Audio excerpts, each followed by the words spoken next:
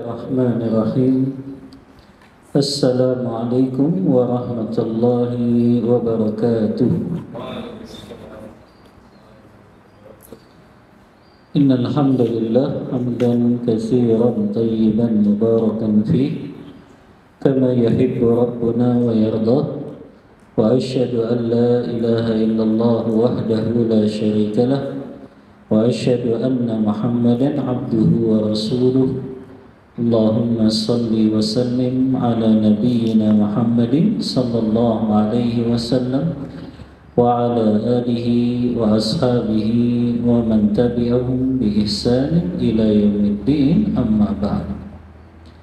Ikhwani fillah rahimani wa rahimakumullah. Alhamdulillah, di petang hari ini dengan izin dan pertolongan dari Allah kita bisa melanjutkan kembali kajian rutin kita, masih mengkaji kitab Awaiqut Talabil Ilm, penghalang-penghalang, hambatan-hambatan yang dihadapi para penuntut ilmu agama yang menjadikan ilmunya tidak berkah dan tidak bermanfaat. Dan kita sampai pada pembahasan Haqqul Alimi Al-Am, haknya orang yang mengajarkan ilmu agama secara umum. Haknya orang yang mengajarkan ilmu agama dibahas oleh beliau. Ada haknya secara umum, ada haknya secara khusus. Kita bahas dulu haknya orang yang telah mengajarkan ilmu agama kepada kita, yaitu secara umum. Qala al-muallif rahimahullah ta'ala, berkata pengarang kitab ini, Dr. Abdus Salam Barjas, semoga Allah senantiasa merahmati beliau. Haqqul alimi al-am, haknya orang yang mengajarkan ilmu agama kepada kita secara umum. Ammal am fa inna muallimal khairi qad ista'adda li naf'il khalqi bi ta'limihi wa fatwahu. Adapun haknya orang yang mengajarkan ilmu agama secara umum kepada kita, yang pertama, sesungguhnya orang yang mengajarkan kebaikan ilmu agama kepada kita, dia telah menyiapkan untuk menyebarkan manfaat kepada makhluk dengan ilmunya tersebut dan fatwanya. Fahaqquhu 'alan nasi haqqal muhsinin, maka haknya orang yang telah mengajarkan kebaikan kepada kita sama seperti haknya orang yang telah berbuat baik kepada kita. Wala ihsana a'zamu wa anfa'u min ihsani man yurshidun nasa li amri dinihim, dan tidak ada kebaikan yang lebih agung, kebaikan yang lebih bermanfaat melainkan kebaikan seseorang yang telah memberikan petunjuk kepada manusia untuk urusan agamanya dan mengajarkan ilmu yang dia tidak mengetahuinya. Wa yunabbihuhum lima anhu ghafilun, dan memperhatikan orang-orang yang lalai dari perkara agamanya. Wa yahsulu minal khairi wa intima'i syarr, dan orang tersebut telah menjadikan seseorang itu melakukan kebaikan dan menjauhi keburukan. Wa nashrud dini wal ma'arif an-nafi'ah, dan orang tersebut telah menyebarkan agama dan pengetahuan yang bermanfaat. Ma huwa min anfa'i syai'in lil muwahhidin, dan itulah yang paling bermanfaat untuk orang-orang yang mentauhidkan Allah. Jadi ini haknya secara umum, sama seperti orang yang berbuat baik kepada kita. Maka guru kita, orang-orang yang telah mengajarkan ilmu agama kepada kita, mereka berhak untuk kita tunaikan haknya yang pertama ini. Secara umum kita wajib berbuat baik kepadanya, karena tidak ada kebaikan yang lebih agung melainkan kebaikan orang yang telah mengajari kita ilmu agama, memberikan petunjuk kepada kita mana yang halal, mana yang haram, memberikan petunjuk kepada kita mana yang syirik, mana yang tauhid, memberikan petunjuk kepada kita mana yang hak, mana yang batil. Dan itu yang akan memudahkan jalan kita menuju surganya Allah Ta'ala. وَلِمَنْ أَتَى مِنْ بَعْدِهِمْ مِنْ ذُرِّيَّتِهِمْ وَغَيْرِهِمْ. Begitu juga mereka yang datang untuk mengajari ilmu kepada kita, bahkan kepada anak-anak kita, kepada keturunan-keturunan kita. Itu juga mereka berhak untuk mendapatkan kebaikan dari kita.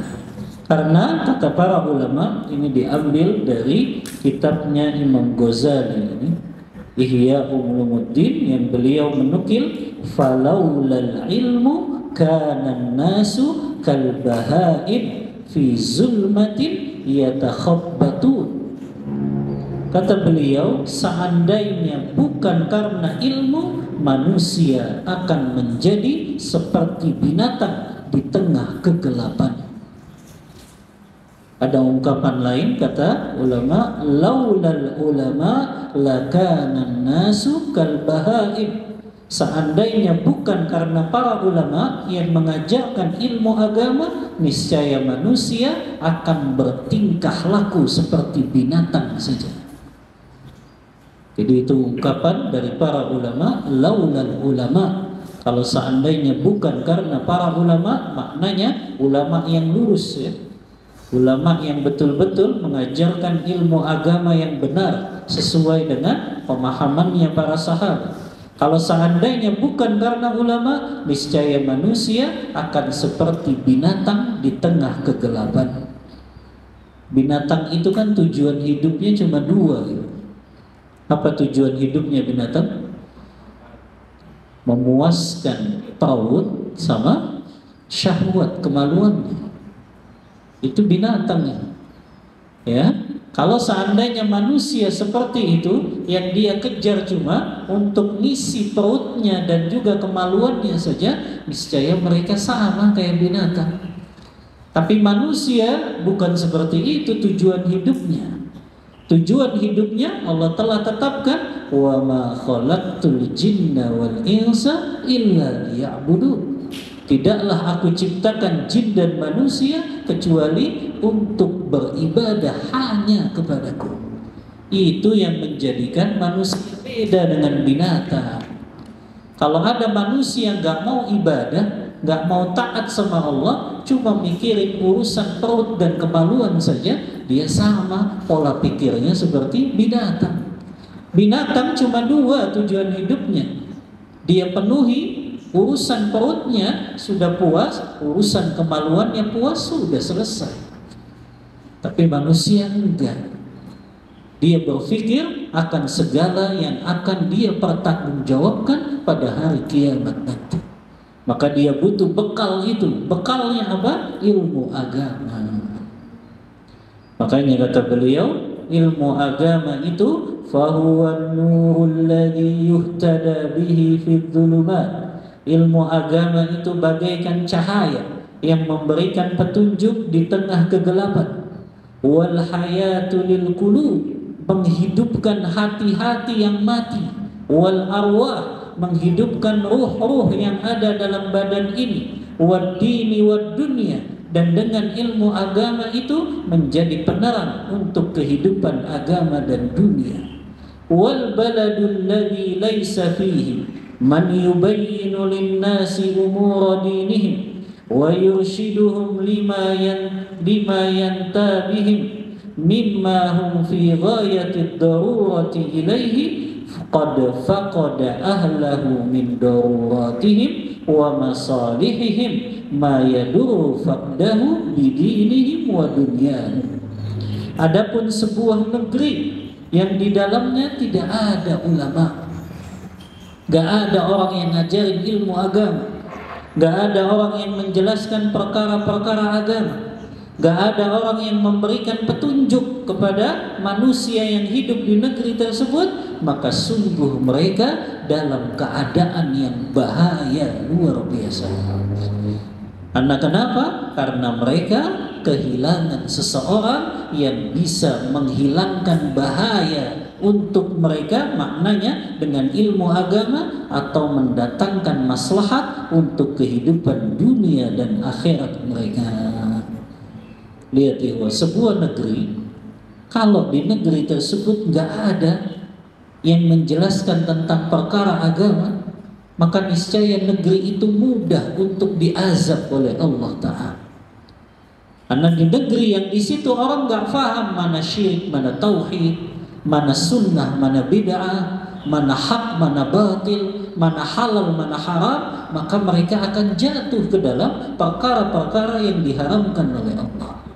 Dan itu yang akan mengundang azab Allah Ta'ala. Itulah kenapa kita sering sampaikan, gak boleh orang yang alim, dia faham ilmu agama, dia mendiamkan kemunkaran yang ada di negeri tersebut atau di desanya, di kampungnya. Wajib dia ingkari itu. Jadi jangan sampai orang yang faham ilmu agama dia diam dengan kemunkaran yang ada di tengah-tengah masyarakatnya. Makanya Allah sebutkan, wattaqu fitnatan la tusibanna alladziina zalamu minkum khassah.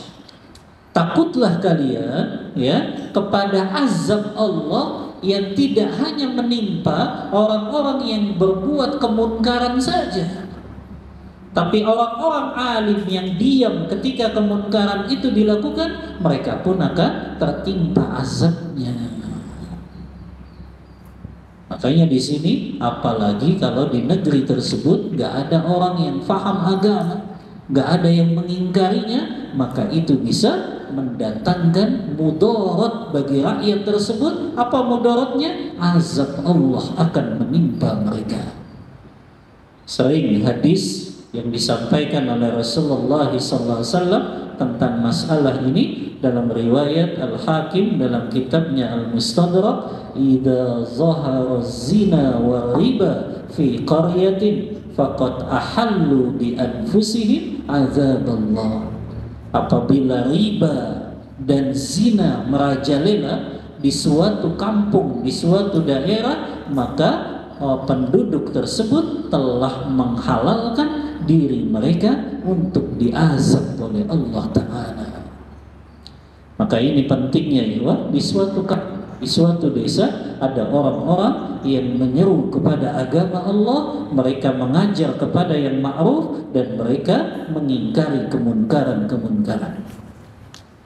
Faman kana hadza ihsanuhu, siapa orang yang telah berbuat kebaikan seperti ini, wa atharuhu 'alal khalqi, dan memberikan pengaruh yang baik kepada seluruh makhluk, kaifa la yajibu 'ala kulli muslimin mahabbatahu wa tawqirahu, maka bagaimana tidak wajib bagi setiap muslim untuk mencintainya dan juga untuk menghormatinya, wal qiyami huquqihi, dan untuk menegakkan hak-haknya. Karena orang yang berilmu agama dan mengajarkan ilmu agama itu mereka dirasakan manfaatnya oleh seluruh makhluk. Ana pernah jelaskan penjelasannya Ibnu Qudamah dalam kitabnya Mukhtasar Minhajul Qasidin, ketika beliau menjelaskan hadis kenapa seluruh makhluk yang ada di darat dan di laut mendoakan orang-orang yang mengajarkan kebaikan. Kan Rasulullah bersabda, wa ahlu jami'is samawati wal ard hatta al-hitanu fi juhriha, ya, seluruh makhluk yang ada di bumi dan di langit, sampai ikan yang ada di lautan, semut yang ada di balik batu, mendoakan kebaikan untuk orang yang mengajarkan ilmu agama, mengajarkan kebaikan. Kenapa kok mereka mendoakan? Karena kata Ibnu Qudamah, li'anna naf'al ilmi ya ummu kulla syai', karena manfaat ilmu itu dirasakan secara umum oleh seluruh makhluk di muka bumi ini. Orang yang faham ilmu agama, dia nggak akan berbuat kerusakan di muka bumi. Karena dia tahu, contoh saja, dia tahu hadis Rasulullah melarang kita buang air kecil di air yang menggenang. Rasulullah kan larang kita, ya, an yabula fil ma'i raqib. Rasulullah melarang kita buang air kecil, buang air besar di bawah pohon yang di situ digunakan untuk tempat berteduh. Bahkan kata Rasulullah, ittaqu la'ana, takutlah kalian dengan dua orang yang dilaknat oleh Allah dan seluruh makhluk. Siapa mereka? Mereka yang mendatangkan gangguan di tengah jalan, dan mereka yang buang air besar dan buang air kecil di tempat manusia berteduh. Makanya orang kalau faham ilmu agama itu, dia nggak akan berbuat kerusakan di muka bumi. Karena dia faham apa yang Allah perintahkan, apa yang Rasulullah perintahkan. Dia faham apa yang Allah larang, apa yang Rasulullah larang. Makanya kenapa seluruh makhluk mendoakan orang yang mengajarkan ilmu agama, mengajarkan kebaikan, karena dengan ilmu agama tersebut manusia gak akan berbuat kerusakan di muka bumi. Sebaliknya, orang yang gak faham ilmu agama mudah dia berbuat kerusakan di muka bumi ini. Ya, dia buang air sembarangan. Dulu kan zaman Ana itu sering sekali halte bis dibuat tempat buang air kecil. Padahal itu kan dilaknat. Itu kan gak paham ilmu agama, dia buang air kecil sembarangan. Ya, ada orang yang mungkin dia buang air, ya, di tengah di pohon-pohon di tempat orang berteduh. Yang itu juga dilaknat. Nah, ini kenapa? Seluruh makhluk di bumi dan di langit mendoakan orang yang dia mengajarkan ilmu agama, karena dengan ilmu agama tersebut makhluk yang ada di muka bumi ini terselamatkan dari kezaliman manusia. Jadi semakin orang itu faham agama, dia nggak akan zalim kepada makhluk, kepada tumbuhan, kepada binatang. Kita kan sering begitu. Kalau orang nggak paham ilmu agama, ada kucing masuk, dilempar itu kucing ke loteng, ditendang itu kucing. Ya, dia nggak paham, menyakiti termasuk hewan itu kezaliman dan akan dituntut pada hari kiamat nanti. Ya, membunuh saya sudah Anda jelaskan nih, makna dari hadis Rasulullah, innallaha katabal ihsana fi ala kulli syai'. Allah mewajibkan berbuat ihsan, berbuat baik dalam setiap perkara, kan? Fa idza dzabhtum fa ahsinudz dzibha. Kalau kalian menyembelih, sembelihlah dengan cara yang baik. Wa idza qataltum fa ahsinul qitlah. Kalau kalian membunuh, membunuhlah dengan cara yang baik. Apa yang dimaksud membunuh dengan cara yang baik itu? Membunuh hewan-hewan yang memang dibolehkan syariat untuk dibunuh. Seperti bunuh cicak. Kita disyariatkan, tapi tata cara membunuhnya nggak sembarangan.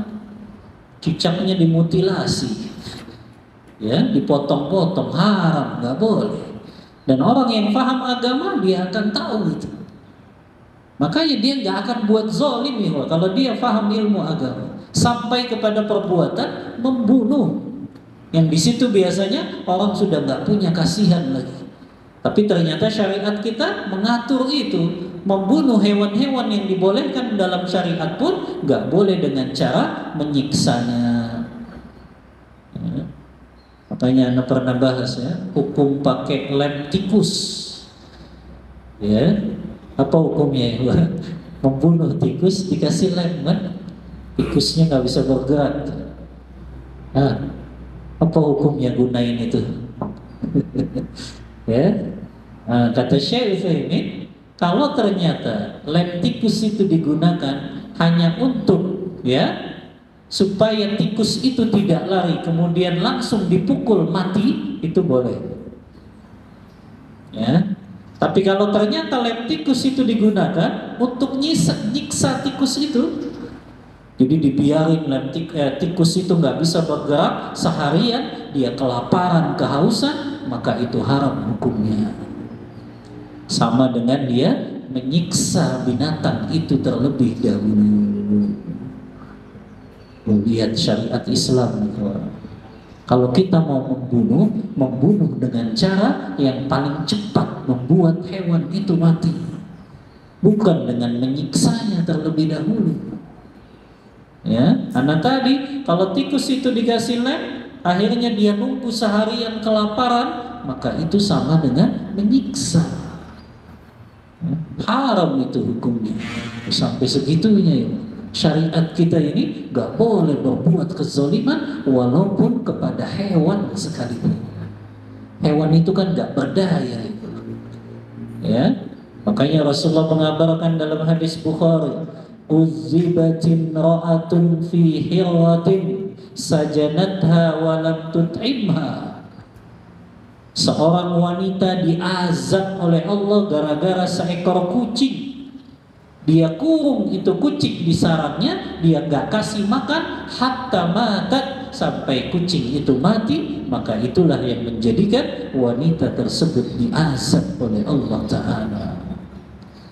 Lihat ikhwan, muamalah kita kepada makhluk lain diatur oleh syariat.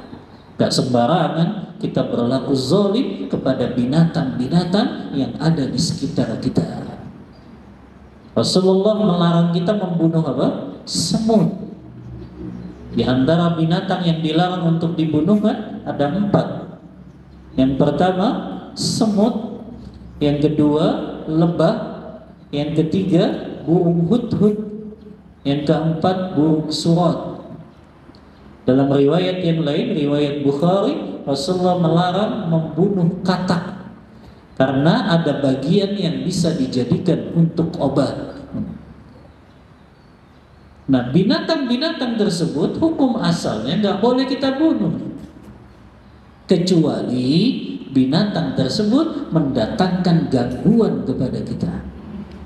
Kayak semut boleh kita bunuh kalau memang dia menggigit kita dan itu mengganggu. Tapi ini semut lagi jalan, lagi ngumpul, kita bunuh, itu haram hukumnya. Ya, lihat bagaimana syariat kita luar biasa. Makanya ini yang menjadikan seluruh makhluk di bumi dan di langit mendoakan kebaikan untuk orang yang ngajarin ilmu agama. Karena kalau ilmu agama itu difahami manusia, mereka gak akan berbuat zalim kepada makhluk yang ada di muka bumi ini. Kenapa manusia zalim? Karena mereka gak faham ilmu agama. Mereka zalim kepada binatang, zalim kepada tumbuhan, itu karena mereka gak faham tentang syariat Allah ini. Nah, ini kenapa mereka bisa mendatangkan manfaat, yaitu orang yang mengajarkan ilmu agama kepada kita, maka kita tegakkan atau kita tunaikan hak-hak mereka, di antaranya membalas kebaikan yang telah mereka berikan. Itu haknya orang yang mengajarkan ilmu agama secara umum. Kemudian hakul alimi al-khas, haknya orang yang mengajarkan ilmu agama kepada kita secara khusus. Amma haqquhu al-khassu 'alal muta'allim, adapun haknya orang yang ngajarin ilmu agama secara khusus yang wajib ditunaikan oleh para murid, falima badalahu min ta'limihi, karena orang tersebut telah memberikan ilmunya kepada kita, wal hirsu ala ma yurshiduhu wa yusiluhu ila a'la darajat, bahkan orang tersebut telah tekun dan giat memberikan petunjuk dengan ilmu agama tersebut dan menyampaikan kita kepada derajat yang tinggi di sisi Allah. Falaisa naf'ul aba wal ummahat naziran li naf'il muallimin al murabbina linnasi bisigharil ilmi qabla kibarih. Maka tidak ada yang bisa menandingi manfaat yang diberikan ayah dan ibu kita kepada kita kecuali yang bisa menandinginya adalah manfaat yang diberikan guru agama kepada kita, yang telah mengajarkan kepada kita ilmu yang kecil terlebih dahulu sebelum ilmu yang besar. Inilah yang disebut dengan ulama rabbani. Sebagaimana firman Allah dalam surah Ali Imran, walakin kunu rabbaniyina bima kuntum tu'allimuna alkitab wa bima kuntum tadrusun. Jadilah kalian ulama yang rabbani. Kalau jadi penuntut ilmu, jadi juga orang penuntut ilmu yang rabbani. Apa yang dimaksud? Yang mempelajari ilmu dari yang dasar baru kepada yang tinggi. Ini sering Anda bahas ya. Bisigharil ilmi qabla kibari, belajar ilmu agama dari yang dasar dulu, baru kemudian yang menengah dan yang tinggi. Al-badhilina nafaisa awqatihim, orang tersebut telah memberikan waktunya yang berharga.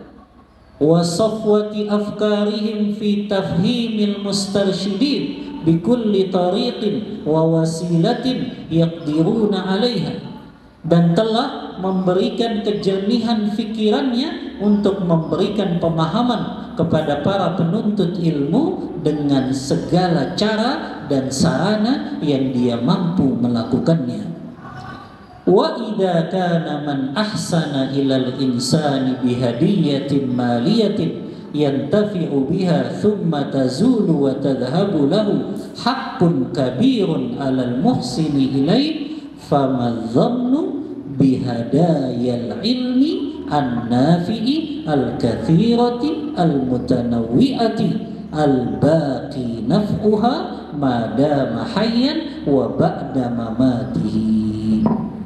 Kata beliau, kalau seandainya orang yang memberikan hadiah kepada kita berupa harta yang manfaatnya hanya sementara saja, dia punya hak yang besar untuk kita berbuat baik kepadanya, apalagi kata beliau orang yang telah memberikan kepada kita hadiah ilmu yang bermanfaat, ilmu yang begitu banyak, ilmu yang beraneka ragam, yang manfaatnya kekal selama kita hidup bahkan setelah kita mati.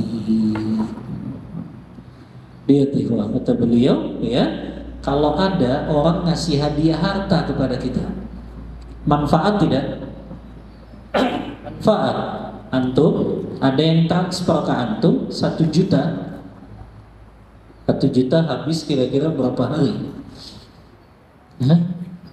Kalau antum sehari kali ya habis ya. Sehari doang tuh 1 juta.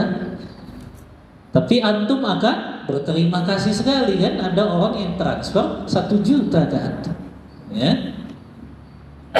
Apalagi ada orang yang transfer ke antum 30 juta, ya, itu kan berterima kasih sekali. Padahal manfaatnya itu terbatas ya. Hanya untuk beberapa waktu saja. Bagaimana dengan orang yang memberikan hadiah ilmu? Yang ilmu itu sampai kita mati, bahkan setelah kita mati masih bermanfaat.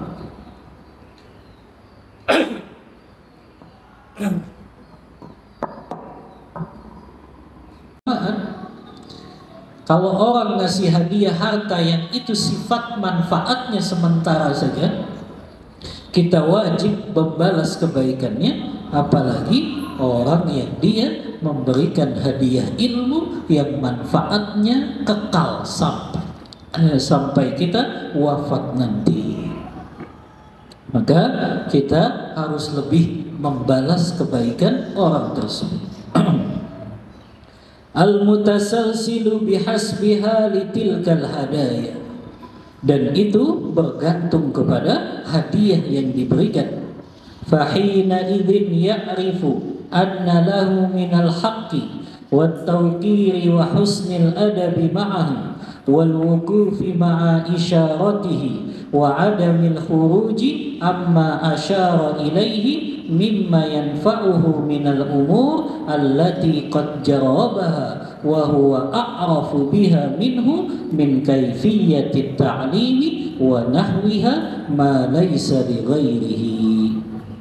Yang pada saat itu ya, seseorang yang dia dengan ilmu itu mengetahui bagian dari kebenaran, dia mengetahui bagaimana adab-adab yang baik sesuai dengan yang diajarkan oleh orang yang mengajarkan ilmu agama tersebut, dan dengan itu dia tidak keluar dari apa-apa yang bermanfaat untuknya yang telah dia coba itu, dan dia senantiasa menjaga kemaslahatan untuk dirinya dari setiap ilmu yang diajarkan kepadanya, dan itu tidak diberikan oleh orang lain kecuali orang yang telah mengajarkan ilmu agamanya kepada kita. Nah, ini haknya yang khusus bagi orang yang mengajarkan ilmu agama. Yang ketiga, ihtiramul alimi, memuliakan atau menghormati orang yang mengajarkan ilmu kepada kita. Kata beliau, wal yajlis baina yadayhi muta'addiban, hendaknya orang yang belajar ilmu agama dia duduk di hadapan orang yang mengajarkan ilmu agamanya dengan beradab. Termasuk online nih, kita ini kadang kurang memperhatikan adab kalau ikut kajian online. Ya, itu kalau ikut kajian online gimana? Sambil tiduran biasanya.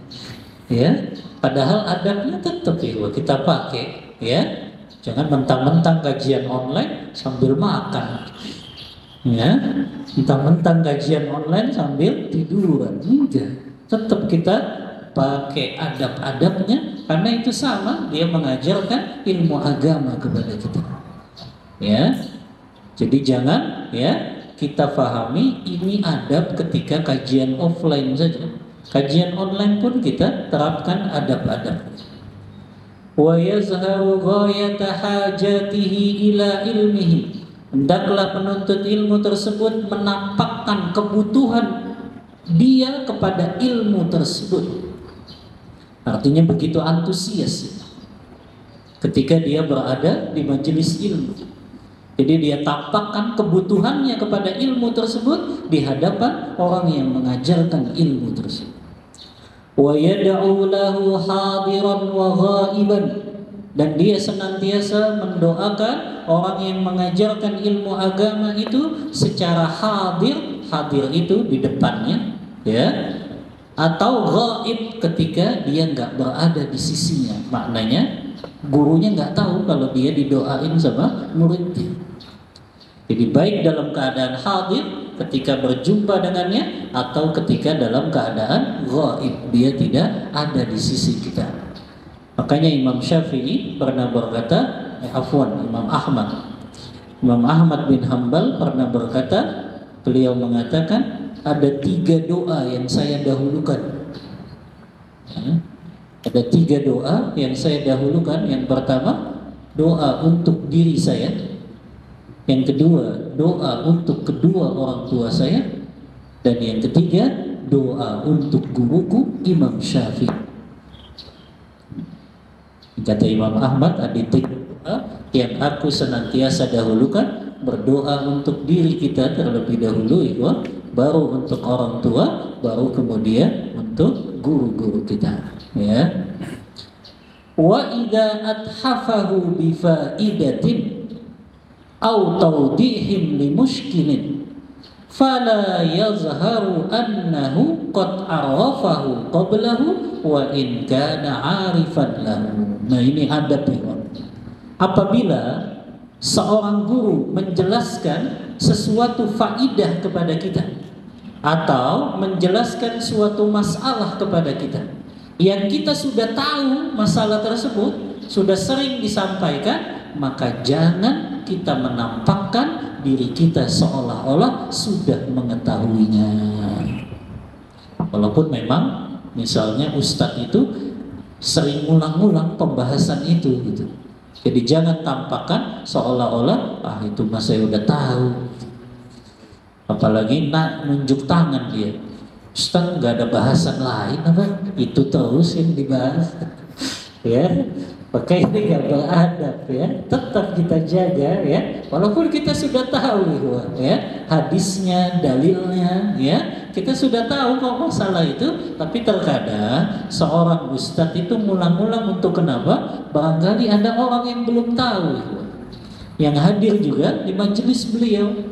Atau barangkali orang tersebut nggak hadir di pertemuan sebelumnya, ya. Atau untuk dalam rangka lebih menguatkan lagi, ya, ilmu tersebut kepada murid-muridnya tersebut, ya.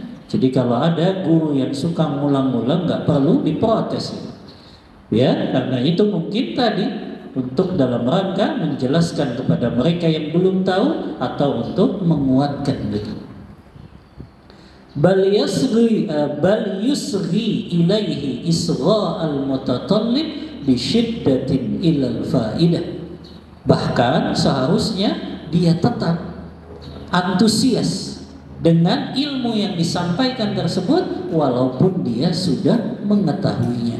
Apalagi kalau dia belum mengetahuinya, maka dia hendaknya lebih antusias lagi menyimak apa yang dijelaskan oleh guru tersebut. Walihada, oleh karena itu, kana hadzal adabu mustahsinan ma'a kulli ahadin fil ulumi wal mukhatabat fil umur diniyah wad dunyawiyah. Ini adalah adab yang sangat bagus, yang sangat baik, yang wajib diterapkan untuk setiap mereka yang menuntut ilmu. Bahkan di sini dijelaskan baik ilmu itu untuk perkara agama maupun ilmu itu untuk perkara dunia.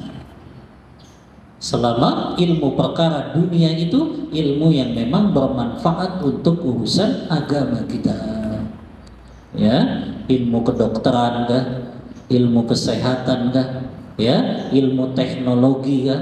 Ilmu persenjataan kah? Itu kan ilmu dunia. Ya. Tapi ketika itu bisa mendatangkan maslahat untuk perkara agama kita, maka kita pun wajib menyimak penjelasan dari orang yang mengajarkan ilmu tersebut kepada kita. Ini yang ketiga. Yang keempat, nah ini penting ya. Al-amalu idza akhta al-muallim. Apa yang kita lakukan kalau kita dapati kesalahan dalam kesalahan perilaku dan ucapan dari guru yang mengajarkan agama kepada kita. Ya. Nah, ini dikasih petunjuk nih sama beliau. Kalau guru kita salah, apa yang harus kita lakukan sebagai penuntut ilmu? Antum lihat misalnya, ini guru ngajarin ilmu agama, tiba-tiba jalan sama seorang akhwat, ya. Apa yang antum lakukan? Antum foto gitu, kemudian diupload di media sosial. Ini nih kelakuan guru kita, ya. Nggak seperti itu, ya.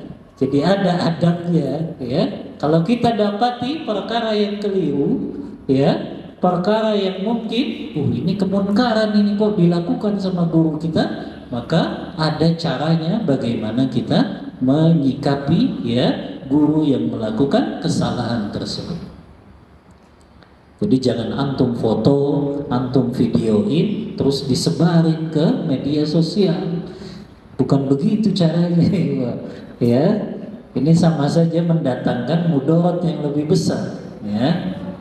Nah, kata beliau, wa idza akhta'al muallim fi syai'in, apabila orang yang mengajarkan ilmu agama kita kepada kita itu melakukan kesalahan dalam suatu perkara, falyunabbihhu birifqin wa lutfin bihasbil maqam, maka hendaknya dia mengingatkannya dengan lemah lembut, ya, bukan dengan cara tadi, ya, kita permalukan, kita rendahkan, bukan. Namanya guru kan juga manusia, ya. Guru kita ini bukan malaikat yang gak pernah jatuh dalam kesalahan. Apalagi antum gak tabayun dulu. Lihat ustadz misalnya jalan sama seorang akhwat yang bukan istrinya, antum langsung, wah, kok ini ustadz jalan sama akhwat? Gak taunya akhwatnya istri kedua yang baru gimana? Antum gak tahu, ya. Akhwatnya istri ketiganya yang baru kan antum nggak tahu, maka harus tabayun dulu, ya. Jangan langsung mengatakan wah ini ustadznya zina ini, ya. Nah maka ini tabayun dulu. Kalau kita tahu ada kekeliruan yang dilakukan oleh guru kita, kalau ternyata benar maka kita ingatkan dengan lemah lembut. Bahkan kalau beliau wala yaqulu lahu akhta'ta aw laysa al-amru kama taqul bal ya'ti bi ibaratin latifatin yudriku biha al-muallimu khata'ahu min duni an yatashawwasa qalbahu. Jangan kalian katakan, Ustaz salah itu, ya Ustaz kamu nggak benar nih, ngaco kamu ngajarin, ya. Nah, kayak gitu cara menegurnya, tapi dengan cara-cara yang lemah lembut. Afwan Ustaz, kok ana dapat penjelasan dari Ustaz lain seperti ini, ya, mendapatkan ya penjelasan dari asatizah yang lain, ini hukumnya haram. Nah, jadi jangan langsung mengatakan, oh salah itu kamu Ustaz, ya, ngaco kamu nih, ya, masa kayak gitu pilihnya. Nah, maka ini tidak diperbolehkan, tapi hendaknya dia datangkan kalimat-kalimat, ibarat ungkapan-ungkapan kalimat yang lembut, yang guru itu memahami kesalahannya tanpa menyakiti hatinya. Fa inna hadza minal huquqil lazimah, dan ini sesungguhnya bagian dari hak-hak yang harus ditunaikan. Wa huwa ad'a ilal wusuli ilas shawab, dan itu lebih mudah untuk mengantarkan guru tersebut kepada kebenaran. Karena bahaya itu kalau ustadz itu sedang mengalami degradasi iman, dia malah akan mengingkari kebenaran itu.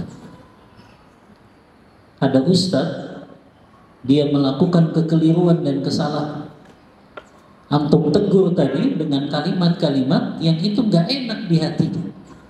Akhirnya dia ingkari kebenaran tersebut, wah itu lebih fatal, ya. Anak gengsi kan, masa ini murid ya menegur dengan cara-cara yang tidak sopan, maka dia akan ingkari kebenaran itu dan mudaratnya jauh lebih besar. Karena tadi biasanya ustadz itu kan jaga gengsi, ya, dia menjaga kehormatannya, ya. Makanya terkadang ketika ustadz itu imannya lagi lemah, imamnya lagi turun, ditegur dengan cara-cara tadi, akhirnya dia mengingkari kebenaran, dan itu lebih bahaya, ya.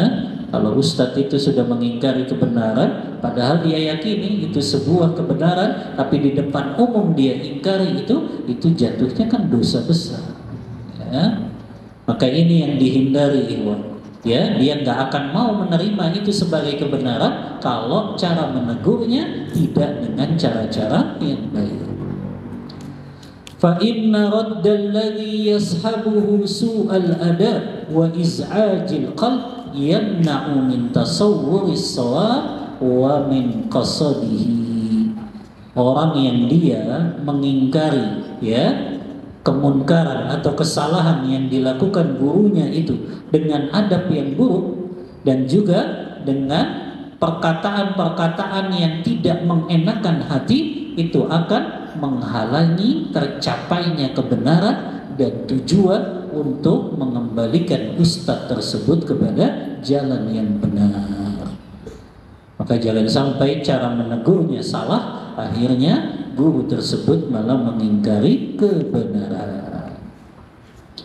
Yang kelima, satu lagi, tadi ya, kalau kita tahu guru kita, ustadz kita salah, maka ingkari dengan lemah lembut tanpa mempermalukannya di depan umum.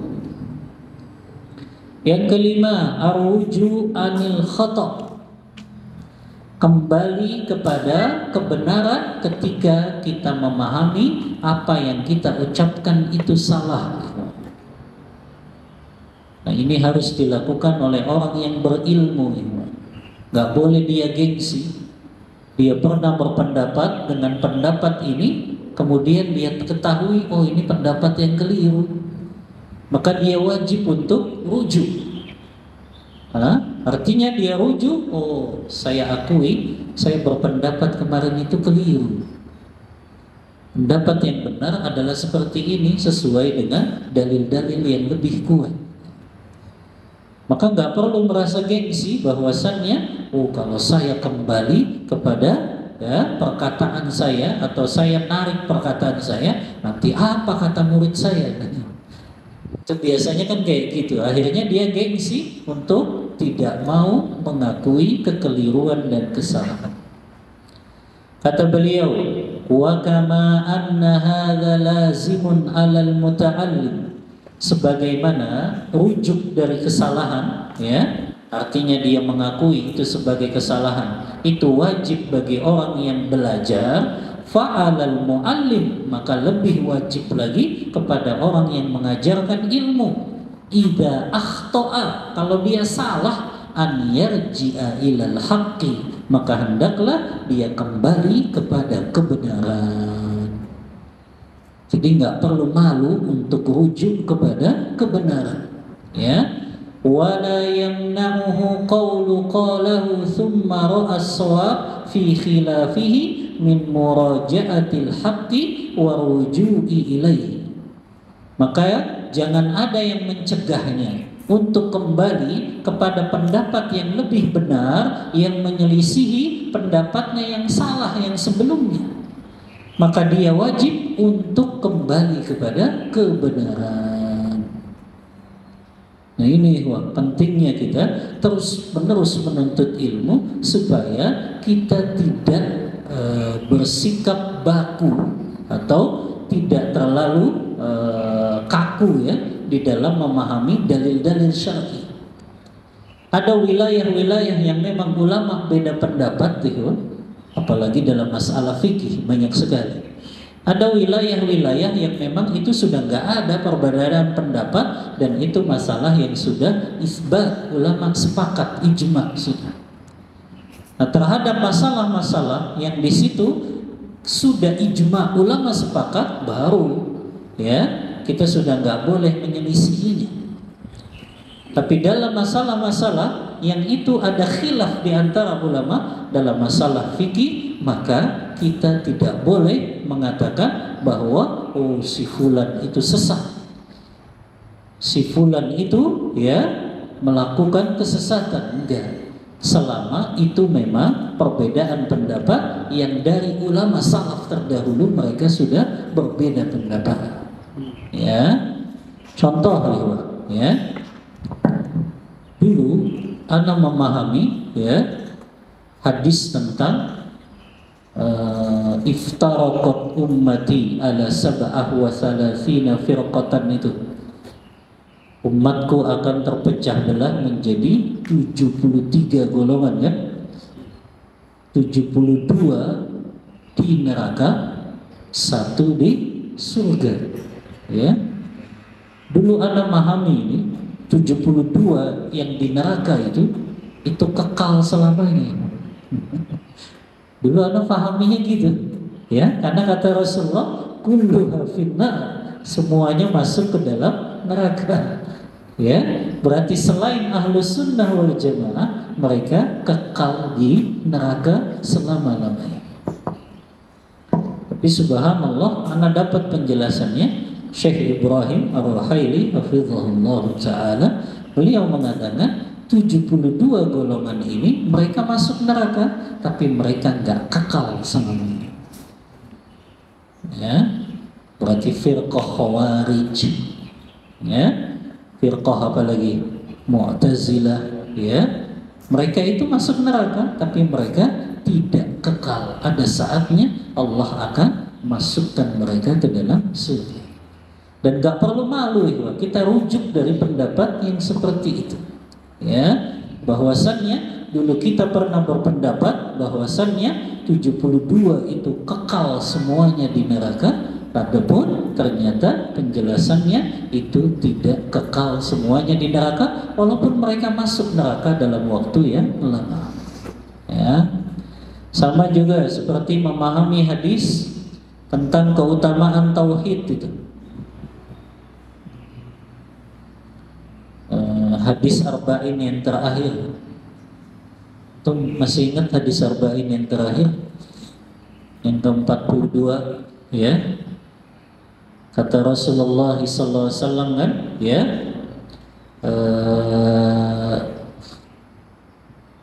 seandainya lau ataitani bi qurabil ardi khataya thumma laqitani la tusyriku bi syai'a. Seandainya engkau datang kepadaku dalam keadaan membawa dosa sepenuh bumi, kemudian engkau wafat berjumpa denganku dengan tidak membawa dosa kesyirikan kepadaku, maka aku akan mendatangimu dengan membawa ampunan sebesar bumi pula. Ini kan hadis qudsi ya. Antum pahami yang dimaksud di sini Allah membawa ampunan di sini, diampuni dosa-dosa kecil saja atau dosa besar juga? Hah? Dulu Anda pahami hadis ini itu hanya dosa kecil saja ya. Kata Allah kan, seandainya engkau datang kepadaku membawa dosa sepenuh bumi dan engkau berjumpa denganku, artinya wafat dalam keadaan gak membawa dosa syirik, ya, maka aku akan membawa ampunan sepenuh bumi pula. Dulu Anda memahaminya ini dosa kecil saja yang diampuni, ya. Tapi Anda dapatkan penjelasan para masyayikh, ternyata keutamaan tauhid itu mati dalam keadaan tidak membawa syirik, yang diampuni dosa-dosa besar juga, ya. Jadi dosa-dosa besar pun diampuni dengan keutamaan tauhid, walaupun dia mungkin wafat dalam keadaan belum bertaubat, kecuali dosa syirik ya, sudah jelas. Ini dosa selain syirik, dia wafat membawa dosa besar, selama dia mentauhidkan Allah, nggak buat kesyirikan, maka dia diampuni dosa besar dan juga dosa kecilnya. Maka ini terkadang seorang alim pun dia harus rujuk dari pendapatnya yang keliru, pendapatnya yang salah, dengan mengambil pendapat yang benar, yang itu lebih hak, ya. Kata beliau, fa inna hadha alamatul insafi wat tawadu'i lil haq. Karena orang yang dia kembali kebenaran setelah rujuk dari pendapatnya yang salah atau keliru, itu menunjukkan tanda dia bersikap objektif dan tawadu kepada kebenaran. Maka wajib dia ittiba'us shawab, mengikuti pendapat yang benar, mengikuti kebenaran. Sawa'un ja'a 'alal yadis shaghir awil kabir. Apakah kebenaran itu datang dari orang yang lebih muda darinya atau datang dari orang yang lebih senior, yang lebih tua darinya. Inilah kita wajib mengikuti pendapat yang jauh lebih kuat, ya. Jadi nggak boleh seseorang fanatik kepada mazhabnya dan lebih memilih pendapat mazhabnya, padahal itu pendapat yang lemah. Kenapa kita nggak boleh fanatik kepada mazhab? Karena mazhab itu tidak maksum. Mazhab itu kan pendapat saja. Yang pendapat itu bisa benar, bisa salah. Ketika kita ketahui itu pendapat yang salah dan keliru, maka kita lebih memilih pendapat yang jauh lebih kuat. Antum tahu,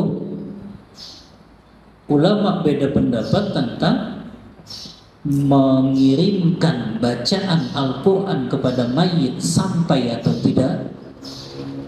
Tahu nggak tuh? Ya, itu kan Imam Ahmad sama Imam Syafi'i beda pendapat.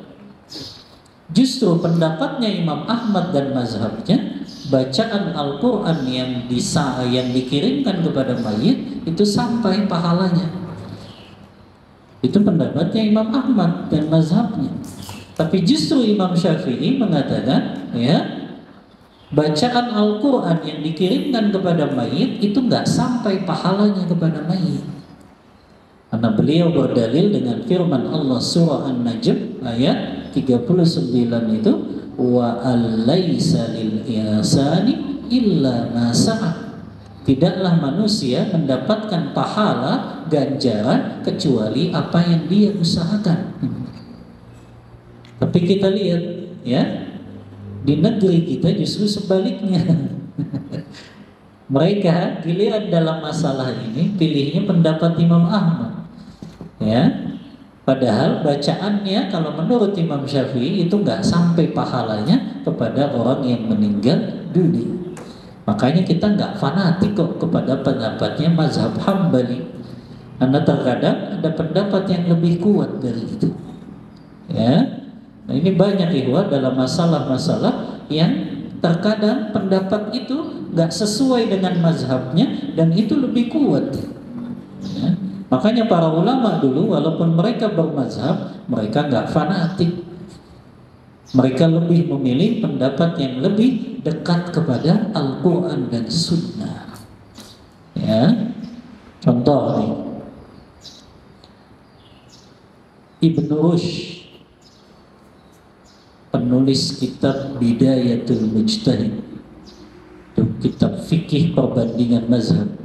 Beliau itu bermazhab Maliki. Tapi beliau nggak fanatik, ya. Anda masih ingat sampai sekarang ketika belajar tentang Kitabul Hudud, kitab tentang fikih masalah kriminal itu dan hukuman-hukumannya, Imam Malik itu berpendapat kalau ada orang dia matanya sudah buta satu, kemudian dibutain lagi yang satunya itu sama orang. Paham nggak tuh? Ada orang sudah buta nih matanya satu, cuma yang lihat satu. Ya ada orang datang colok matanya jadi buta lagi dua-duanya. Orang yang colok ini dia di kisosnya satu matanya saja atau dua mata. Kata Imam Malik dia harus dikisos dua matanya. Karena kenapa? Karena bagi orang yang punya satu matanya dicolok itu sama dengan dia mencolok dua matanya. Itu pendapatnya Imam Malik tuh yang anda ingat, ya. Tapi Ibn Rushd melemahkan pendapat mazhabnya ini. Dia lebih condong kepada jumhur yang mengatakan tetap yang dikisos hanya satu mata saja. Untuk melihat itu, ya, ulama itu nggak fanatik sama mazhab. Ulama itu lebih mencari mana yang lebih dekat kepada Al-Quran dan Sunnah. Kita suruh ikuti adalah perintah Allah dan Rasulnya, dalil Al-Quran dan Sunnah, bukan mengikuti pendapat mazhab. Kalau itu pendapat yang ternyata bertentangan dengan Al-Quran dan Sunnah, maka kita harus tinggalkan. Nah, ini ada dalam manhaj, ya. Dalam manhaj itu kita wajib berpegang teguh kepada Al-Quran dan Sunnah. Adapun pendapat yang keliru dari para ulama kita tinggalkan, tapi tetap kita kasih uzur untuk ulama tersebut. Imam Abu Hanifah berpendapat seorang perempuan menikah tanpa wali itu sah. Imam Abu Hanifah berpendapat perempuan nikah tanpa wali itu sah. Tapi jumhur ulama sepakat menikah perempuan tanpa wali nikahnya tidak sah. Karena jelas hadisnya Rasulullah bersabda, la nikaha illa biwali. Tidak sah pernikahan bagi perempuan tanpa adanya wali. Apakah kita masih ikut pendapatnya Imam Abu Hanifah? Enggak. Kenapa? Karena jelas hadisnya Tidak sah pernikahan tanpa wali. Abu Hanifah apa dalilnya? Kok beliau mensahkan wanita yang nikah tanpa wali? Beliau kiaskan dengan wanita yang melakukan jual beli. Wanita melakukan jual beli harus ada walinya atau tidak? Tidak. Ya. Kata Imam Abu Hanifah, kalau jual beli saja berkaitan dengan harta, wanita nggak perlu pakai wali, maka nikah juga begitu. Ya, dalilnya Imam Abu Hanifah. Tapi jumhur enggak, dalilnya jelas dalam hadis yang sahih, tidak sah nikahnya tanpa wali. Ketika kita menguatkan pendapat jumhur, apakah kita caci maki Imam Abu Hanifah? Enggak, ya. Dalam manhaj Ahlus Sunnah wal Jamaah tetap kita enggak caci maki ulama yang salah dalam berpendapat, kita kasih uzur. Apa uzurnya? Di antaranya mungkin hadis tadi belum sampai kepada Imam Abu Hanifah. Karena Imam Abu Hanifah tinggalnya di mana? Di Irak.